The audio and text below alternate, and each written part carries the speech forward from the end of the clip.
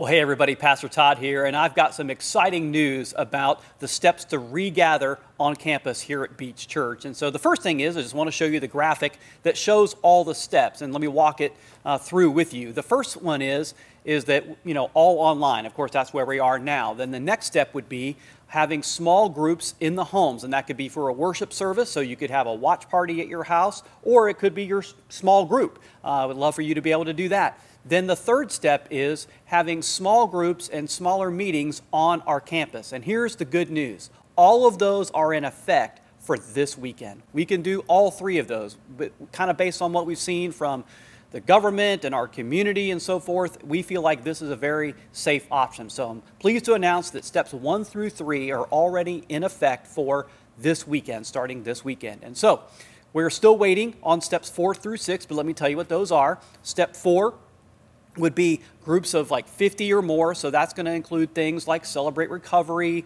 our student ministry on campus. We're still waiting to do that. And then step 5 will actually be having a service on campus on Sunday mornings. We'll probably go to 3 services to be able to space out, but we won't be able to have our normal Adventure Beach Kids ministry.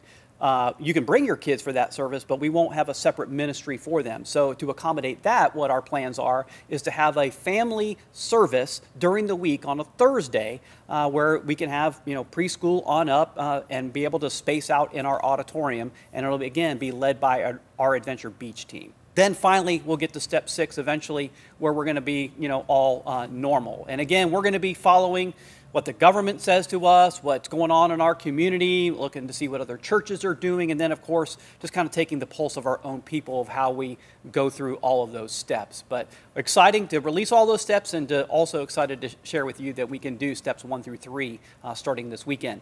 Then, some other exciting news that this coming Thursday, May 21st at 6:30, we're going to hold an outdoor worship service. And so here's what we're going to do.